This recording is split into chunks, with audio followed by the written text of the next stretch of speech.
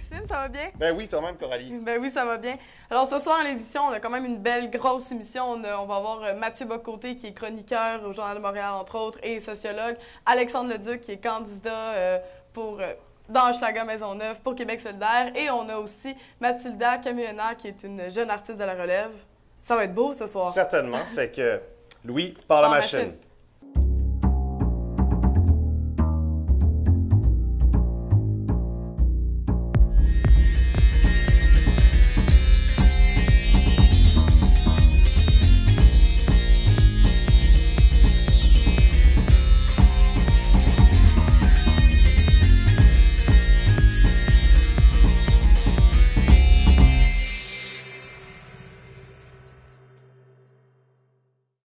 Veuillez maintenant accueillir M. Mathieu Bock-Côté.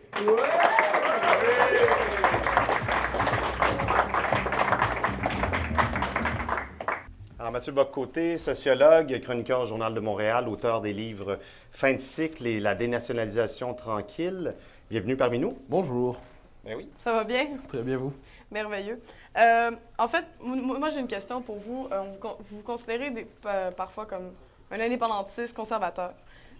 Plus souvent que parfois. Plus souvent que parfois. Et est-ce que vous croyez que le mouvement souverainiste va mettre à l'écart les indépendantistes de droite ou les indépendantistes conservateurs en ce moment?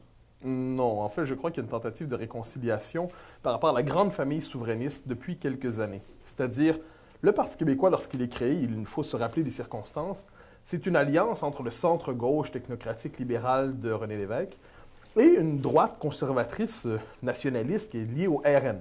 Et le RN, d'ailleurs, qui représentait une gauche plus socialisante, ne sera pas du premier pacte politique qui va s'appeler le Parti québécois. Donc, le Parti québécois a toujours eu cette conscience, le mouvement souverainiste plus largement, une conscience de cette nécessaire coalition, c'est-à-dire qu'on peut être souverainiste tout en étant à gauche, au centre, à droite ou ailleurs. Il y a des Québécois au centre, à gauche, à droite et ailleurs. Il faut rassembler tous ces gens. Les souverainistes plus conservateurs ne le sont pas d'abord, quand j'entends conservateurs au sens économique, il faut bien le préciser, bien qu'il y en a qui soient plus libéraux économiquement. Ils le sont d'abord par une certaine sensibilité, je crois, à l'histoire, à l'enracinement, à l'identité, un certain sens de la continuité historique. Ils veulent l'indépendance pour elle-même, ils ne veulent pas la conditionner à un projet de société. Ils croient que l'indépendance en soi est un bien. Alors, est-ce que ces gens ont leur place dans la coalition? Je l'espère. Quant à moi, je me fais un plaisir, lorsque c'est nécessaire, de rappeler leur existence dans la vaste coalition nationale. Évidemment, l'actualité ces temps-ci est meublée par la question de la Charte des valeurs, ce projet mis de l'avant par le gouvernement Marois. Pouvez-vous nous résumer votre position là-dessus? Je suis pour. Alors, en gros, je suis pour. Et pourquoi? Tous ces aspects. Non, mais il y aurait toute une série de nuances à faire. C'est-à-dire, la clause de retrait qui est prévue me semble légitime si elle est transitoire. C'est-à-dire pour 5 ans, par exemple, mais pas au-delà de 5 ans. Est-ce qu'il y a des excès dans l'application? Est-ce qu'il y a des zones de compromis? Il est tout à fait possible qu'il y ait des zones de compromis. Mais les deux principes qui sont réaffirmés à travers cette charte des valeurs. Le terme des valeurs me semble inadéquat, cela dit. C'est-à-dire, depuis le début, je crois que c'est d'ailleurs le mot « valeur québécoise », en 15 ans, a changé 3 fois de signification. Vous préfériez l'appellation laïcité, charte de laïcité? Le fait est qu'il s'agit d'une charte de la laïcité, mais plus largement, il s'agit d'une politique de l'identité nationale. Alors, cette charte cherche à réconcilier deux aspects. D'un côté, par la laïcité, reconstituer un espace public unifié. Dans nos sociétés fragmentées par le multiculturalisme, cassées justement par des communautarismes, il est nécessaire de rappeler un espace commun. Cet espace commun, la laïcité peut le constituer. Donc, il s'agit finalement de transcender les particularismes dans l'espace public. De l'autre côté, on se rappelle que cette laïcité n'arrive pas dans une société qui est vierge, dans une page blanche, une société qui sort de rien. Alors, le biais favorable envers le patrimoine catholique québécois, le patrimoine religieux plus largement, un patrimoine historique finalement, une religion culturalisée bien davantage qu'active, faut-il le dire, cette ouverture envers le passé pré-révolutionnaire du Québec, ce passé pré-1960, me semble nécessaire parce que ça nous permet de rassembler finalement deux pans de notre mémoire qui ont été artificiellement séparés depuis quelques années. Je crois qu'il est nécessaire aujourd'hui de rappeler tout à la fois que le Québec ne naît pas en 1960 et ne s'achève pas en 1960. Il y a d'un côté cette mémoire de la laïcité, de l'émancipation, qui est celle de la Révolution tranquille. Il y a la mémoire de l'enracinement, de notre fragilité, et notre plus vieille mémoire, appelons ça, qui est la mémoire pré-1960. Tenir ensemble ces deux mémoires me semble être l'horizon d'une politique de l'identité nationale. Est-ce que vous croyez encore que la religion catholique fait partie de l'identité nationale des Québécois? Pas la religion catholique au sens actif, mais une certaine mémoire du catholicisme me semble inévitable dans notre représentation de l'histoire du Québec. Si vous décidez de mettre ça de côté à la manière d'une fausse conscience, à la manière d'une presque d'un corps étranger qui se serait emparé de nous et dont on se serait débarrassé, une bonne partie de notre histoire devient incompréhensible. Quant à moi, et je l'ai dit souvent, la raison pour laquelle je tiens au crucifix à l'Assemblée nationale, c'est parce qu'il est déjà là. S'il n'était pas là, je ne sentirais pas le besoin d'en rajouter un. Mais sachant qu'on a établi, et le catholicisme québécois, convenons-en, est agonisant, l'Église est devenue inexistante dans nos sociétés comme force politique, et c'est une bonne chose fondamentalement. Ce dont je m'inquiéterais toutefois, c'est la volonté d'évacuer les derniers symboles qui laissent une trace de ce passé dans nos institutions. Et la question que je me pose, c'est que si on sacrifie le crucifix de l'Assemblée nationale, la suite, ce sera le drapeau. Et ce n'est pas une formule purement rhétorique, c'est-à-dire le symbole même qui incarne la nation, le drapeau, est-ce qu'il va y passer ensuite? Je sais que certains l'ont déjà proposé d'ailleurs. Alors quant à moi, je n'ai pas un attachement exagéré à la religion catholique, je ne suis pas croyant, il n'y a rien de tout ça là-dedans, mais je me dis que les symboles qui nous rappellent cette part de nous-mêmes, cette part de notre identité, qui vient d'avant 1960, qui nous rappelle justement qu'on doit défaire ce grand mur qui est le mythe de la grande noirceur, qui rend inaccessible une partie de notre identité, on doit préserver discrètement les symboles qui sont là, sans en ajouter, sans par ailleurs retirer ceux qui existent. Il y a plusieurs commentateurs, au lieu de voir dans ce projet une adéquation entre la nécessité de laïciser l'espace public, l'espace étatique, une adéquation entre cela et également de préserver le patrimoine national du Québec, vont voir des incohérences. Alors, plutôt que de voir une adéquation entre ces deux choses, ils vont voir une incohérence. Et nous en avons relevé une, notamment au plan du financement des écoles confessionnelles privées. Vous savez qu'il n'y a pas que des écoles catholiques ou chrétiennes là-dedans, il y a également des écoles musulmanes et juives. Alors, quelle est votre position là-dessus? Bon, alors par rapport aux écoles, je crois que la question fondamentale, c'est le respect du programme du ministère, tout en sachant par ailleurs, et c'est une toute autre question ici qu'on ouvrirait dans un autre débat, que le programme du ministère lui-même mérite d'être examiné sévèrement, de manière très critique. Il m'arrive de dire quelquefois méchamment que la première victime du ministère de l'Éducation au Québec, c'était l'école. Et donc le ministère de l'Éducation qui fait un travail souvent malheureux. Alors je dis, conservons à l'idée qu'il y a une critique à mener par rapport à ça. Pour ce qui est des écoles, dans les circonstances, pourvu que le programme soit respecté, je devine qu'il y a toute une série d'accommodements qui sont possibles. Et là, c'est pour ça que je dis, on nous dit quelquefois que ce n'est pas cohérent, c'est contradictoire. Un instant, il faut se méfier des idées pures. Je me suis toujours méfié de ces idées qui ne s'émoussent pas au contact du réel. Une idée doit justement être cohérente, non pas avec elle-même, mais avec la société où on veut l'appliquer. Alors voilà pourquoi je dis de cette laïcité, évidemment écorchée, évidemment imparfaite, mais c'est une laïcité qui s'accorde finalement avec la société où on veut l'installer. Et j'interdirais à toute personne de me contester l'idée que je me réclame de cette laïcité nécessaire, mais que cette laïcité s'accorde finalement avec un contexte plus large qui s'appelle le peuple québécois, son histoire, les nombreuses sources qui irriguent son identité. Évidemment, celle de la mémoire de la Révolution tranquille, où la laïcité centrale, c'est une des sources majeures de cette identité. Mais ces écoles, quand même, j'y reviens, ces écoles qui parfois sont financées jusqu'à 60 pour leur budget, ces écoles qui sont à vocation religieuse, plusieurs types, plusieurs religions, vous ne voyez pas là-dedans quand même un maintien de ce communautarisme par l'État québécois lui-même? Il faut voir où est-ce qu'on décide d'agir. Il y a une chose qu'il faut dire à propos de cette charte. Il ne s'agit pas d'une solution définitive, du projet final qui viendrait trancher une fois pour toutes ces questions. À ceux qui ont l'impression qu'on est ici devant finalement le point final de cette longue discussion sur l'identité, ou sur la laïcité, ou sur les rapports intercommunautaires, ils se trompent, évidemment. La question de l'identité nationale, de la culture, de cette conjugaison toujours difficile mais indispensable entre la citoyenneté démocratique et l'identité nationale va exister dans nos sociétés pour des décennies et des décennies, j'en suis certain. Pour l'instant, la bataille politique se mène sur la question des symboles religieux, des accommodements raisonnables et ainsi de suite. Il est certain qu'au fil des ans, ces questions vont émerger dans l'espace public, mais pour l'instant, voyons le projet gouvernemental, avec ses limites, avec ses excès peut-être, mais voyons un peu où est-ce qu'il cherche à nous amener. Puis un mot là-dessus surtout, il a une vertu. Dans une société qui a a fait du gouvernement des juges la nouvelle expression de l'idéal démocratique. Dans une société qui censure le politique, la principale vertu de ce projet, c'est justement de transgresser le gouvernement des juges, de transgresser l'idée qu'il n'y a pas d'horizon autre que les chartes de droit qu'on nous a imposées et qui bien souvent conservent moins, soit dit en passant, les droits et libertés que le gouvernement des juges, justement. Un tel projet réhabilite l'importance du pouvoir des élus, du pouvoir démocratique, du pouvoir politique, et pour cela, ne serait-ce que pour cela, on doit l'accueillir positivement. Bon, donc ça met déjà fin à notre entrevue, donc c'est vraiment des entrevues très courtes. Merci beaucoup, M. Boccoté. C'était un plaisir. Merci beaucoup. Et on reçoit maintenant M. Alexandre Leduc.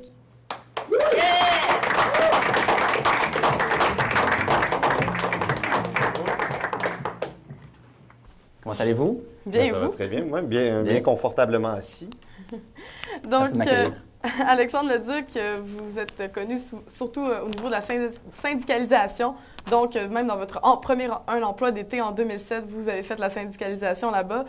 Aussi, vous avez beaucoup milité au mouvement étudiant. Vous avez un bac et une maîtrise en histoire. Vous avez été organisateur syndical, historien consultant. Et en ce moment, vous êtes candidat de Québec solidaire dans Chagrin-Maisonneuve. Oui, je cherche d'autres projets. Hein, si vous en avez d'autres à me suggérer. On en a en masse. Donc, c'est une invitation à tous. Moi, j'ai une question pour vous. Oui. Québec solidaire, on va surtout dire, est-ce que c'est vraiment un parti indépendantiste? C'est quoi la gauche indépendantiste et tout ça? Est-ce que vous vous considérez comme un indépendantiste de gauche ou un gauchiste pour l'indépendance? Wow, bonne question. C'est un vieux mythe là, qui est entretenu depuis longtemps par rapport à Québec solidaire. Pourtant, dès la fondation du parti, puis même si on remonte à la genèse de Québec solidaire, c'est-à-dire l'Union des forces progressistes, vous vous rappelez peut-être, le logo, là, pour les plus vieux d'entre nous, était les couleurs du patriote, du drapeau des patriotes, c'est-à-dire le blanc, le rouge et le vert, qui symbolisaient aussi la gauche, le rouge et l'écologie. Donc, ça a toujours été une tradition à Québec solidaire d'être en faveur de l'indépendance. Je vous dirais que certaines personnes dans le parti n'aiment pas le concept de nationalisme. Oui. On préfère plutôt dire qu'on est indépendantiste. Donc, il y a peut-être ça, les petites nuances par rapport à d'autres partis. Mais moi, je vis très bien mon indépendantisme et mon progressisme sur un pied d'égalité. Je ne vois pas pourquoi on devrait choisir l'un plus que l'autre, parce que autant j'ai envie d'avoir un pays, autant j'ai envie que les gens qui vivent dedans puissent y vivre décemment. Et par rapport, on a parlé avec Mathieu Boccoté de la Charte des valeurs. On va vous en parler, vous aussi. Bien sûr. C'est quoi votre position de façon presque concise? Presque concise, oui. Bien, vous l'avez sûrement vu dans les médias, notamment avec Françoise David, qui est allée au Téléjournal et dans d'autres instances en discuter.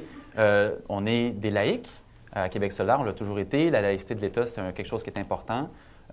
On trouve qu'il y a quelque chose d'assez hypocrite dans le projet actuel, notamment en raison du crucifix, hein, qui demeure dans un lieu symbolique fort, c'est-à-dire au-dessus du président de l'Assemblée nationale, celui qui préside les débats, qui doit veiller au règlement pour pas que les députés se lancent trop d'insultes comme il y a eu cette semaine.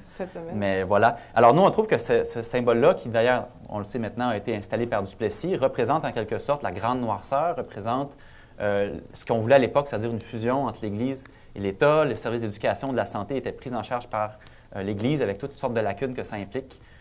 Et on trouve que c'est un symbole qu'on devrait retirer parce qu'il est important. Donc ça, de ce côté-là, la laïcité de l'État, c'est-à-dire les gens qui sont en place d'autorité, qui ont un pouvoir de coercition, les juges, les policiers, etc., eux devraient avoir une laïcité totale, c'est-à-dire aucun signe distinctif sur leur apparence. Par contre, ostentatoire, oui, pour le mot de la semaine. Ouais. Mais tous les autres, et là-dedans, on met les madames dans les CPE, les professeurs, les fonctionnaires, les personnes qui nous donnent notre permis de conduire à la SAQ. Il n'y a pas de problème ça, vous trouvez que ce serait déraisonnable, en fait, d'enlever à ces gens-là? Ça va peut-être un peu trop loin. Même si c'est dans le cadre de leur emploi, disons de 9h à 17h le soir, donc on peut penser à des enseignants, etc. Ça, pour vous, ce serait de trop de leur demander? Parce qu'il y a des pays qui font ça. Bien sûr, bien sûr. D'ailleurs, cette semaine, il y avait un bel article qui disait que on parle beaucoup du voile, hein, c'est ça? Oui. On oublie souvent les Juifs qui portent la kippa aussi, notamment. Mais bref, les femmes qui portent le voile au Québec, il y a une étude qui est sortie cette semaine qui disait que celles qui le portent viennent souvent d'un pays où c'est interdit de le porter, alors que celles qui ne le portent pas viennent d'un pays où c'était obligatoire de le porter. C'est intéressant, cette dichotomie-là. Et si la Charte des valeurs avait moins d'espèces de contradictions, donc si la Charte des valeurs, on enlevait le crucifix, on arrêtait de financer les écoles confessionnelles, est-ce que vous seriez plus d'accord avec la charte? Bien, on va se le dire, la charte, dans la majorité de ses points, on est d'accord qu'une personne aille chercher des services et recevoir des services à visage découvert, séparation de l'Église et de l'État dans la charte des droits du Québec. Ça, on va voter pour partout. C'est le point 4, je pense, qui est la question des signes distinctifs qui nous causent problème. Donc, c'est un point sur l'ensemble. Le reste, ça nous va, puis ça fait consensus dans les sondages, ça, il n'y a aucun problème. C'est vraiment la question des signes ostentatoires qui pose problème. Puis pour revenir rapidement sur la question des fonctionnaires, on a fait un amalgame. C'est-à-dire qu'à l'époque, quand on a demandé à ce que les fonctionnaires aient une neutralité politique, c'est parce qu'on a peut-être oublié, mais quand il y avait un nouveau gouvernement qui arrivait, bien, il amenait ses fonctionnaires. Hein? Les rouges arrivaient au pouvoir, ils tassaient tout le monde, mettaient ses amis. C'était du clientélisme partisan. Les bleus revenaient au pouvoir, remettaient leurs amis. Donc, à un moment donné, on a voulu professionnaliser la fonction publique. On leur a donné d'ailleurs accès à la syndicalisation dans les années 60, dans le cadre de la Révolution tranquille. Donc, c'est à cause qu'on ne voulait pas que la fonction publique soit asservie à un parti politique. Mais jusqu'à preuve du contraire, le christianisme et l'islam ne forment pas un parti politique au Québec. Alors, je ne vois pas pourquoi on irait brimer un peu quand même la liberté de religion, la liberté de conscience pour une soi-disant neutralité. La liberté d'expression, par exemple, la liberté d'afficher ses convictions politiques, elle est tempérée actuellement dans les politiques du gouvernement. C'est-à-dire qu'on ne peut pas arriver avec, par exemple, notre PIN de Québec solidaire ou Bien du sûr. Parti libéral si on est fonctionnaire du ministère des Transports. Alors, en quoi ce serait différent pour la liberté de religion? Bien, précisément parce qu'une personne, je vais reprendre l'exemple, je vais chercher mon permis de conduire à la SAQ et j'ai un différend avec l'État sur un règlement ou X. Il ne faut pas donner l'impression que si la personne devant moi porte un macaron du PLQ, que j'ai un différend parce que moi, j'en porte un du PQ. Il ne faut pas donner l'impression que l'État me nuit à cause de ma conviction politique. Je n'ai pas voté du bon bord. On se rappelle de l'époque de Duplessis par rapport à ça. Mais la religion n'a comme pas rapport avec ça, parce que la religion du premier ministre, d'abord, je ne sais pas c'est laquelle, puis ensuite, ça n'a aucune influence. C'est-à-dire que la personne qui est devant moi, qui me donne mon permis de conduire, si elle porte un voile ou une kippa, l'important, c'est qu'elle me donne mon service dans des bonnes conditions. Et on a vu quand même des cas de, par exemple, des étudiantes, je crois, en médecine. C'est apparu dans l'actualité où, en fait, une demoiselle qui était témoin de Jéhovah, qui a refusé, en fait, de prescrire une transfusion sanguine à un patient.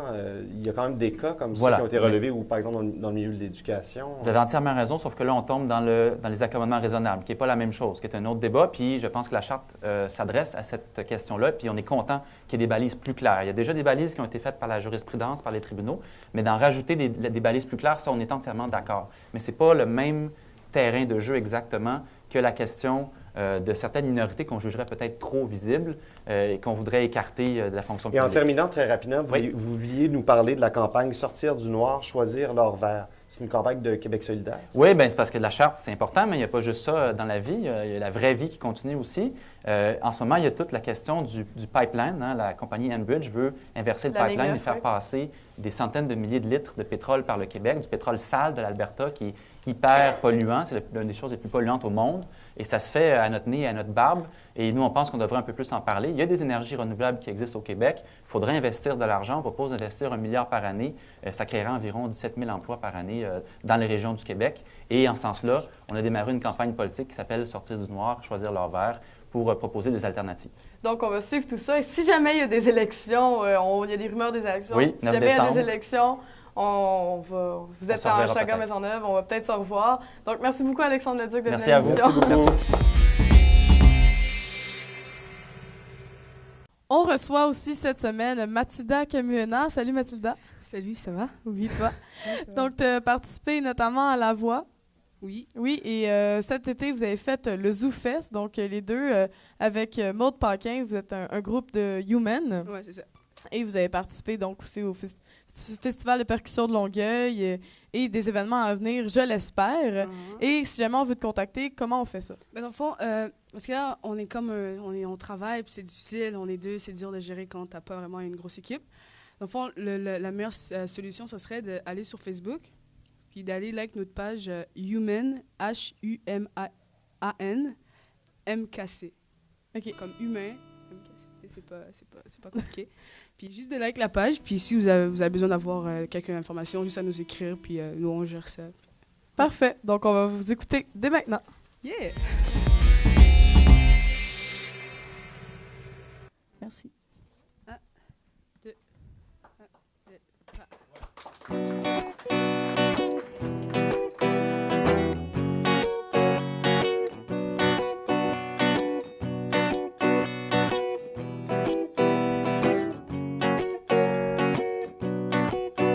Elle a cassé ma gueule, elle a brisé ma guitare, m'a foutu dehors et m'a rappelé un peu plus tard. Elle a cassé ma gueule, elle a brisé ma guitare, m'a foutu dehors. Ouais. Elle a appelé les flics, elle m'a piqué du fric. Elle a vomi dans mon lit, elle a volé mes amis. Elle m'a inscrit dans une secte, elle a oublié ma fête, me fait perdre la tête, puis elle me dit qu'on s'arrête. Elle a cassé ma gueule, elle a brisé ma guitare, m'a foutu dehors, elle m'a rappelé un peu plus tard. Elle a cassé ma gueule, elle a brisé ma guitare, m'a foutu dehors. Elle m'a réveillé la nuit, elle m'a raconté sa vie. Elle a envahi mon espace pour me rire à la façon. Elle a empoisonné mon chat parce qu'elle voulait un rat. Elle a achevé mon père pour s'acheter une Chrysler. Elle a cassé ma